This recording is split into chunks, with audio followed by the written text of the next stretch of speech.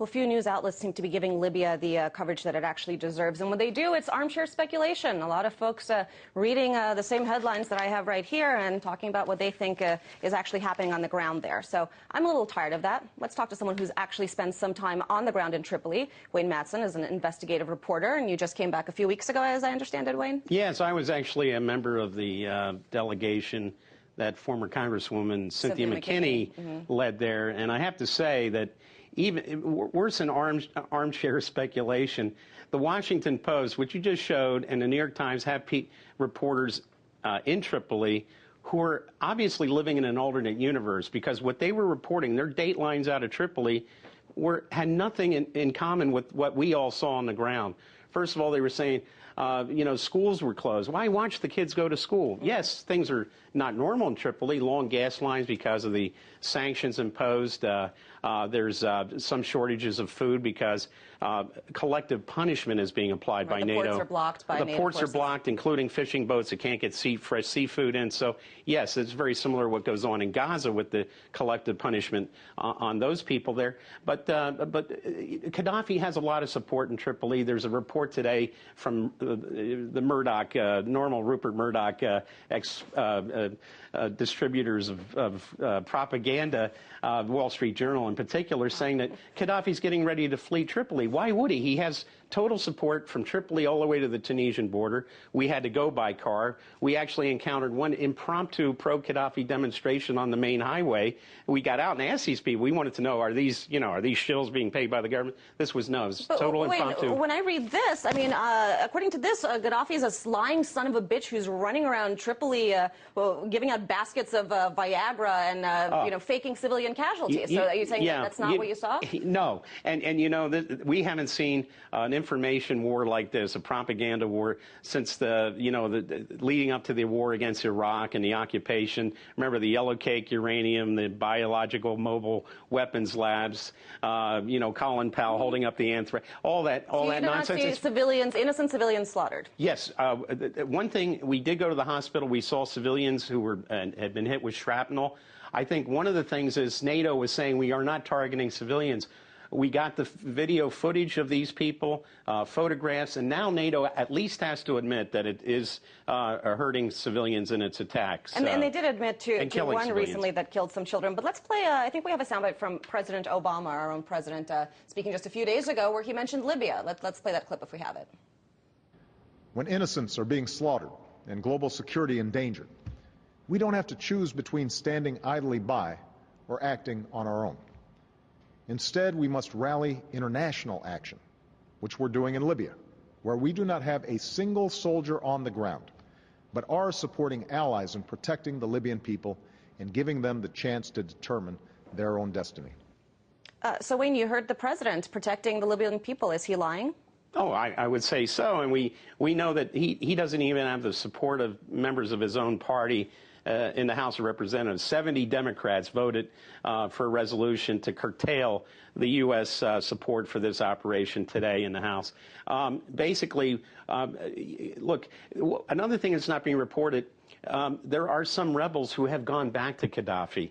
We have seen reports of NATO hitting rebel columns.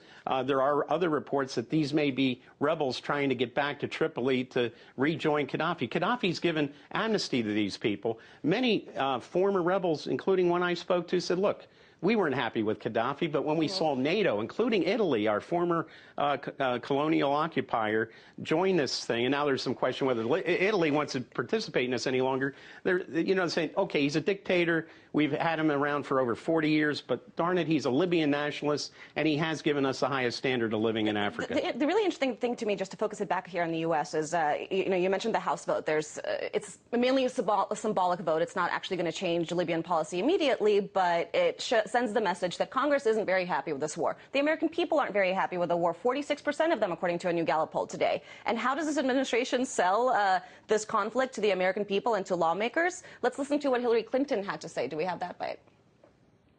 The bottom line is, whose side are you on?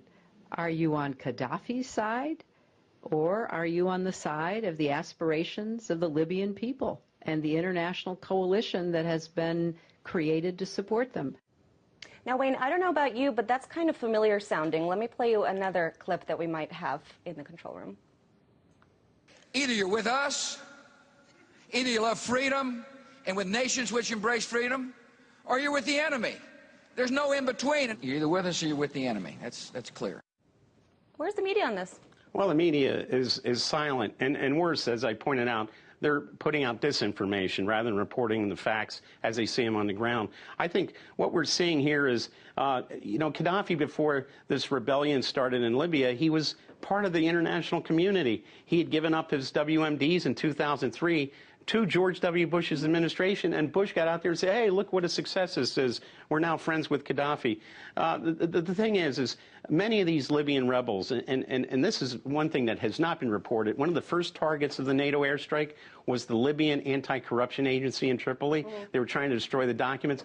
They had information. They were going to actually bring charges against some government ministers for siphoning off Libyan oil revenue and putting it in their own Swiss bank accounts. Isn't it funny? Almost to a person, these are the ministers who defected to the rebel movement. Staying back on the media topic for a minute, I just want to ask you, I mean, there clearly is a shift in the mood of the country against the kinetic military operations, whatever you want to call it, in Libya. How intense it is, I don't know, but it's shifting, right? Why?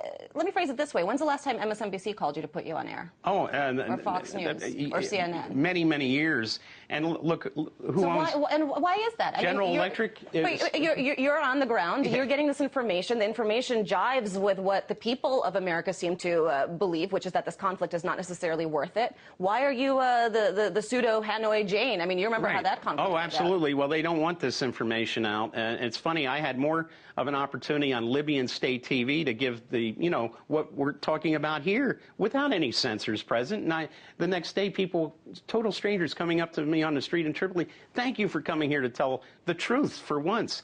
Look, NBC still, a lot of the ownership is General Electric, one of the big military contractors. Fox is Murdoch, who has his own interest in keeping these wars going.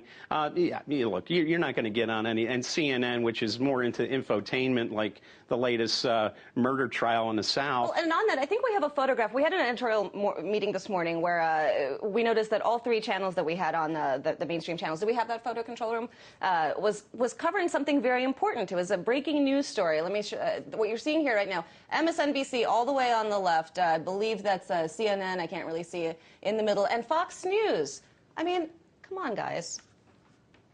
Well, I think this is a problem. And look, this is more than the Libyan situation, the war. This is another constitutional showdown between the White House and Congress. And we haven't seen it. I mean, the whole purpose of the War Powers Act was to curtail Where's the showdown over Yemen, Pakistan, right. Somalia? Well, and isn't it funny? Here's another war against Arabs, Muslims, and, where's the outrage? I mean, this was, talk about a war of choice. They talk about Iraq being a war of choice. This is a war of choice. And the people, basically, many of these rebel leaders are just as corrupt as Ahmed Chalabi was. All right. Well, Hanoi Wayne, I don't want to give you that title, but I do really appreciate you taking the time to explain to us exactly what's going on, since we're obviously not getting it here. Thank you. Thank you so much. That was investigative journalist Wayne Madsen.